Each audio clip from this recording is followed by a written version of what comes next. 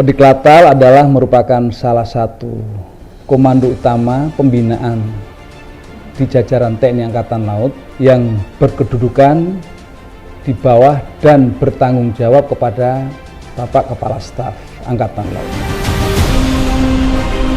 Adapun Kodiklatal itu sendiri mempunyai fungsi menyelenggarakan pembinaan doktrin, pendidikan, latihan, dan pengkajian dalam rangka untuk membantu pelaksanaan tugas pokok TNI Angkatan Laut.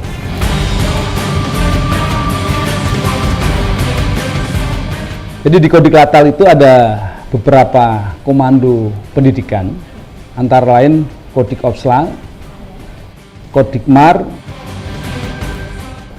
Kodikdukum. Di samping itu juga ada pusat-pusat latihan, ada Puslat Diksarmil, ada Puslat Lekdalsen, kemudian Puslat Opsla dan Puslatmar. Ini merupakan unsur-unsur pelaksana Kodiklatal. Di bawahnya Kodiklatal itu ada beberapa pusdik, antara lain Pusdiklapa, Pusdiksus, Pusdikpel, Pusdik Hidros, dan Pusdik Intelmar. Itu yang berada di bawah jajaran Pusdik Opsla. Oke, jadi seperti yang saya sebutkan tadi, ada beberapa kodik, yang mana Kodik Opsla itu membawai pusdik-pusdik yang mengajarkan tentang keangkatan lautan, khususnya untuk kop-kop yang seperti pelaut, teknik, elektro, dan kop-kop yang beroperasional di KRI. Kodikmar itu membawai sekolah-sekolah yang mengajarkan tentang kemariniran.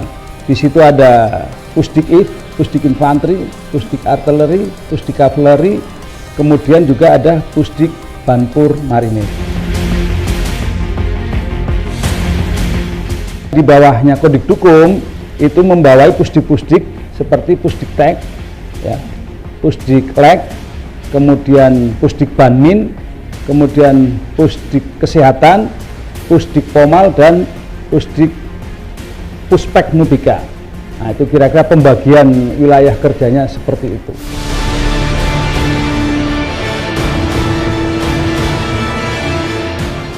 Di Kodiklatal ini ada beberapa strata pendidikan, kecuali yang dilaksanakan oleh Seskwal dan AAL serta STTAL.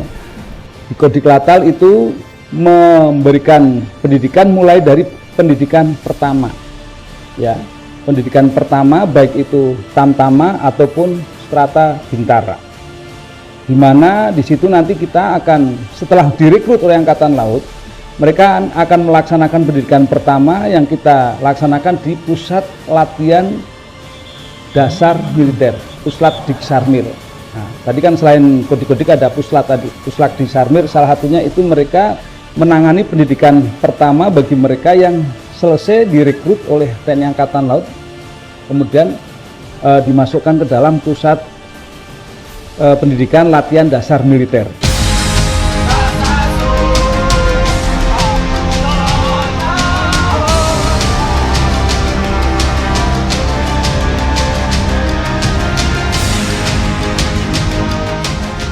Berikutnya mereka akan melaksanakan pendidikan dasar golongan, masih di Pusat Diksarmil, baru nanti ke pusdik-pusdik yang lain, contohnya di Pusdikmar, Pusdikdukum, ya, itu mereka melaksanakan latihan atau pendidikan dasar lanjutan golongan. Itu kira-kira. Nah, strata yang kita rekrut tadi yang di strata Tamtama ataupun Bintara. Kemudian di samping itu juga ada pendidikan pengembangan. Contohnya pendidikan spesialisasi ataupun pendidikan pengembangan umum di Kelapa, ya, ada beberapa kop yang semua kop kita rekrut di sini untuk melaksanakan pendidikan pengembangan umum ataupun spesialisasi. Jadi di Spespa itu pendidikan spesialis perwira, di mana pada saat kita sudah letda 4 tahun, kemudian letu menjalani sekolah, di mana letu menjalani sekolah di Spespa itu buat naik tingkat ke tingkat kapten.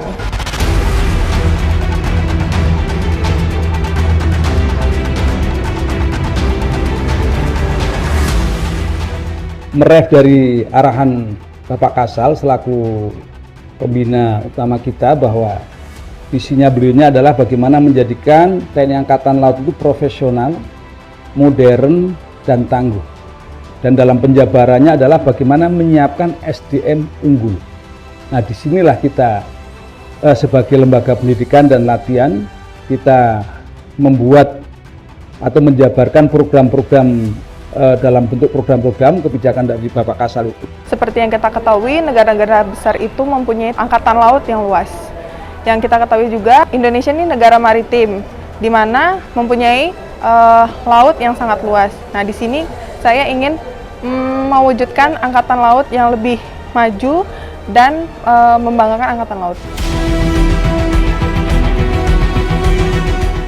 Tentunya sebagai Komandan Kodiklatal, saya berharap bahwa lulusan Kodiklatal, baik itu untuk strata Tamtama, Bintara, ataupun Perwira, begitu mereka masuk satuan, mereka langsung bisa beradaptasi dengan singkat dan mampu melaksanakan tugasnya sesuai dengan bidangnya masing-masing, sesuai dengan korpsnya, sesuai dengan spesialisasinya.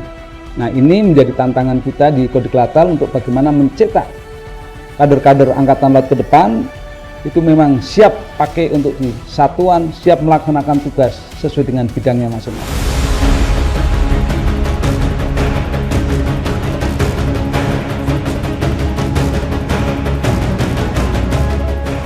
Mari kita lihat bahwa Indonesia itu 2/3 wilayahnya adalah lautan, di mana di atasnya bertebaran tuh puluhan ribu pulau-pulau. Nah, ini butuh pengelolaan, butuh pengawasan, kontrol, baik itu dalam hal penegakan hukum ataupun penegakan kedaulatan. Nah, khususnya Angkatan Laut yang mempunyai tugas itu. Nah, mari silakan bergabung kepada Angkatan Laut, bahwa prospek ke depan Angkatan Laut itu akan memberikan peluang sebesar-besarnya kepada para generasi muda. Dan saat ini sudah diberikan oleh Bapak Kasal. Bapak Kasal sudah membentuk satuan pendidikan Sadik 1 yang posisinya ada di Tanjung Uban, Sadik 2 di Makassar, Sadik 3 di Sorong. Ini harapan Bapak Kasal adalah memberikan peluang sebesar-besarnya pada putra-putri warga negara Indonesia yang ada di daerah-daerah, sehingga mereka tidak perlu susah-susah datang sampai ke Surabaya ini, karena selama ini pendidikan terpusat di Surabaya. Nah, sekarang oleh Bapak Kasal dibentuklah Sadik 1, 2, 3 ini, sehingga bisa mewadahi putra-putra daerah yang ada di pelosok-pelosok sana itu bisa bergabung dengan Angkatan Laut. Ini satu kemudahan yang diberikan oleh Bapak Kasal.